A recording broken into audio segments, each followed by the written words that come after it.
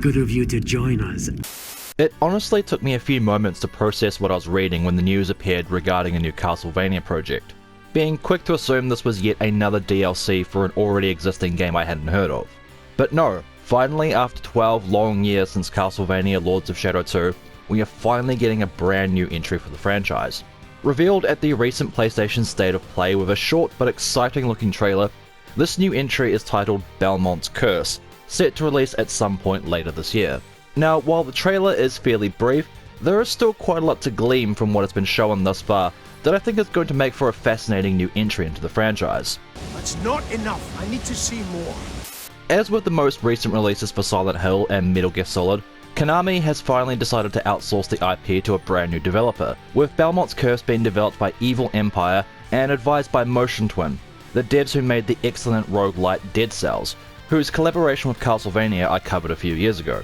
Evil Empire worked on the DLCs for Dead Cells and last year released the Rogue Prince of Persia, a roguelite heavily inspired by the design of Dead Cells. In fact, the main reason this video is a touch later than I planned is because I ended up getting that game with PlayStation Plus and spent my 2 days off work grinding my way through until I finished it. And I also replayed a chunk of Mirror of Fate to capture some updated footage. The art direction in it is quite stellar, with great looking backdrops and really nice animation work. The combat and movement is fairly similar to Dead Cells, being quite fast, with a much heavier emphasis on platforming, which makes sense considering it's Prince of Persia. That series was incredibly influential on platforming mechanics in the PS2 era. Definitely a fun game that you should check out if you're a fan of roguelites, or if you've completely rinsed Dead Cells. The only oddity in my playthrough was here, where this enemy refused to die despite being stuck in a spike trap.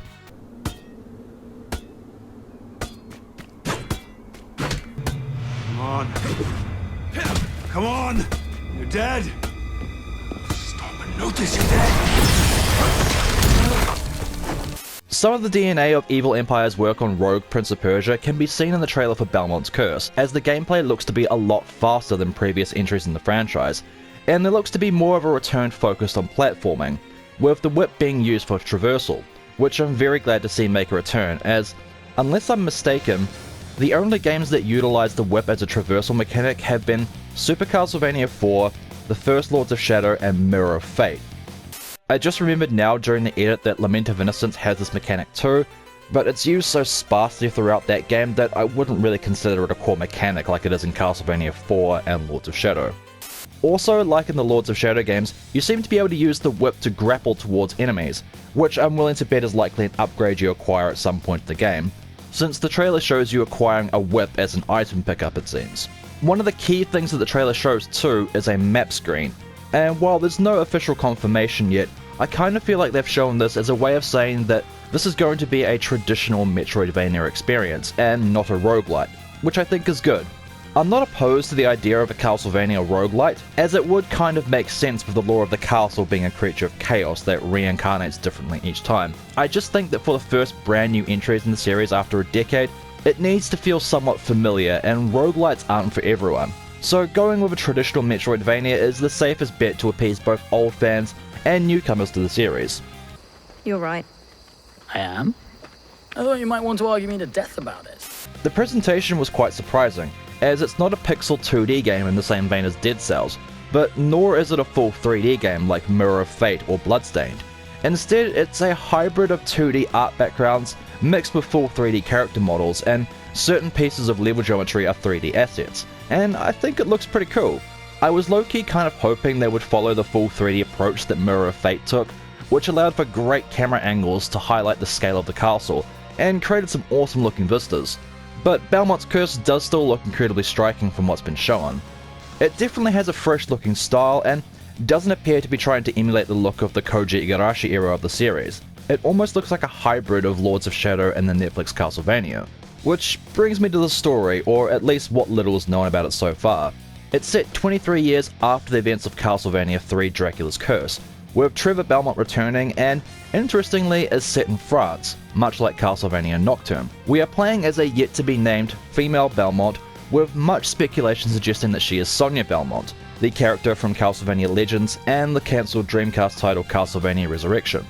This theory is quite plausible, as there is a resemblance between the two characters, and the fact that Castlevania Legends is considered non-canon in the original timeline. A post I saw on Reddit mused that this game is part 3 of the Castlevania Curse trilogy, given that Dracula's Curse, Curse of Darkness, and Belmont's Curse are all set in the era of Trevor Belmont, which would be kind of funny if this is true. However, I kind of suspect that this game is more of a soft reboot that's using Castlevania 3 as its jumping off point. This would make sense as Netflixvania was based off Castlevania 3, meaning newcomers who had only seen the show could easily get the gist of what's going on, and it's just easier I think to thread a story in that time period with Trevor and Cypher, instead of hard resetting to something like Castlevania 4 where the only character was Simon. It's just another lovely day in Shittown. I think the new art direction too leads strongly to the notion of this being a soft reboot.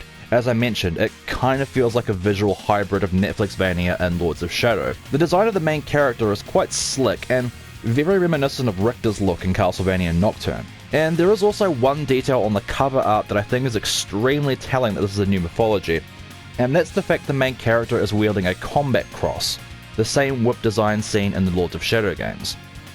Well played, Belmont. To me, it feels like Belmont's Curse is likely trying to pay homage to the 3 different canons of the Castlevania mythos, and create its own new thing in the process, which again I think is a good thing.